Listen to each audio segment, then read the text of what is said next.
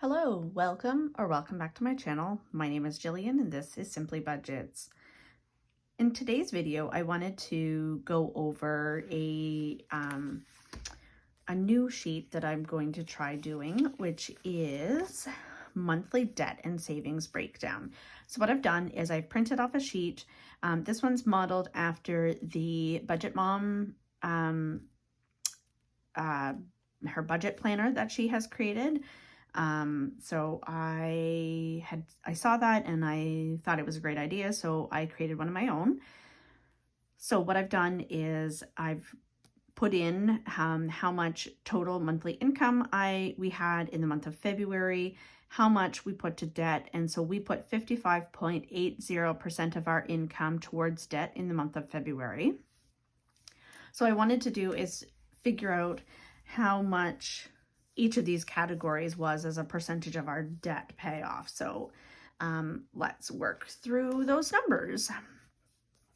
So what we're going to do is we're going to take this, the category, and we're going to divide it by the amount that we paid off, and then we'll figure out the percentage. So we've got $568.28 that was paid off on my Capital One credit card.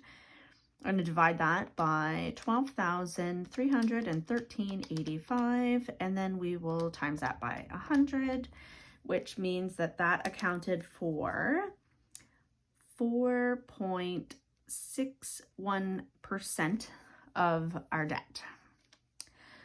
So my husband's credit card got $500, so we'll take the 500, divide it by 12,313.85, times it by 100, and his was, that amount of money that was paid off was 4.06% of the debt. The Home Depot received $427.83 divided by 12,313.85,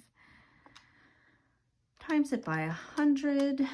The Home Depot card, which is now paid off, and this Capital One credit card is now paid off, accounted for 3.47% of the debt.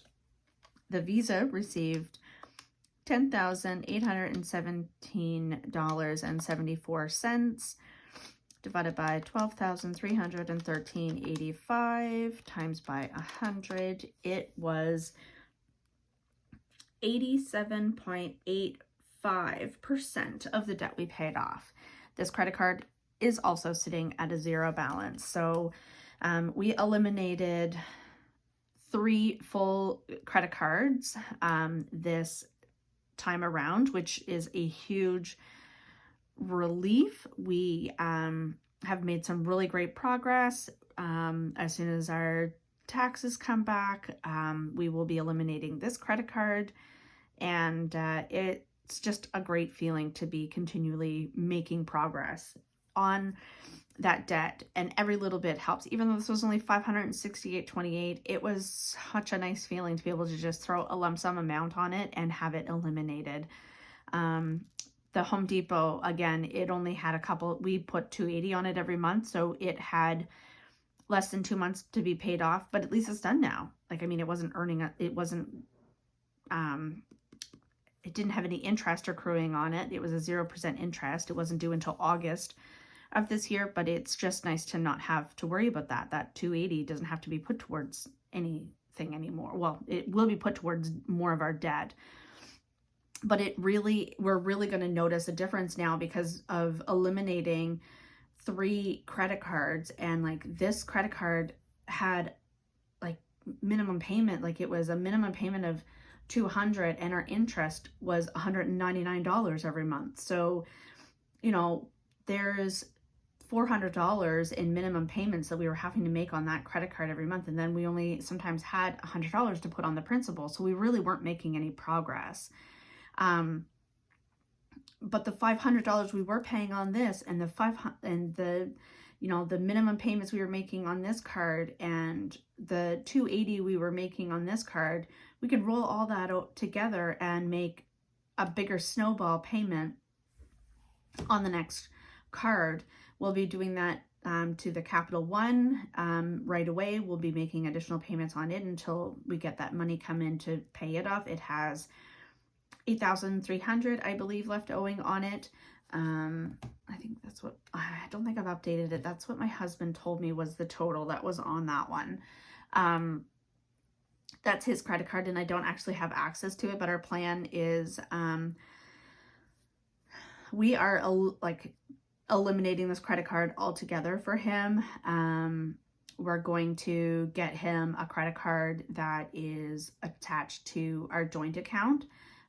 So then I can monitor it a little bit better. It's not that it's not that he can't have his own.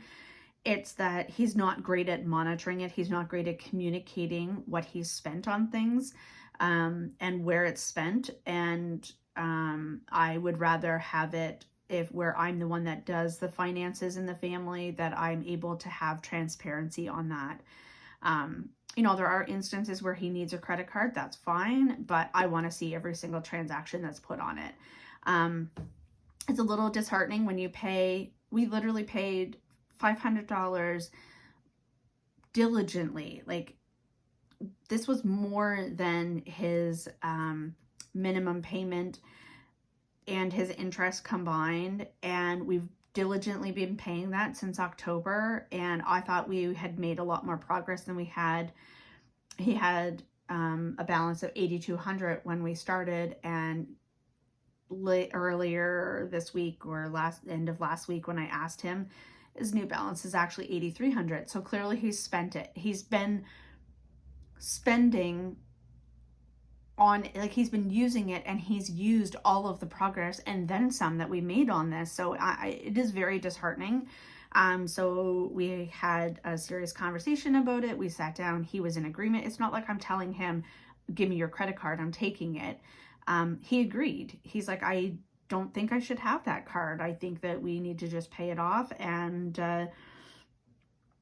go from there. So, you know, he sees that it's an issue, and that in order to make progress, changes need to be made. So yeah, that's where we're at. So that's it for our monthly debt and savings breakdown. So this is such a nice thing to be able to see that we were able to put 55% of our income towards debt and significantly reduce how much we have in debt, and we were able to put some aside for our emergency fund and replace some of those funds that we've had to use over the last little bit. So the fire's been lit, we're seeing progress, and now it's time to just double down and really make some good progress. So anyway, thanks so much for being here and watching this video. I know it's a quick, short one, but I just kind of wanted to introduce this new page to you. Hope you all have enjoyed the content. If you have, please hit like below, and don't forget to subscribe to my channel. And as always, don't forget to leave a comment, because I love reading them and cheering you on in your debt journey. See you in the next one. Bye.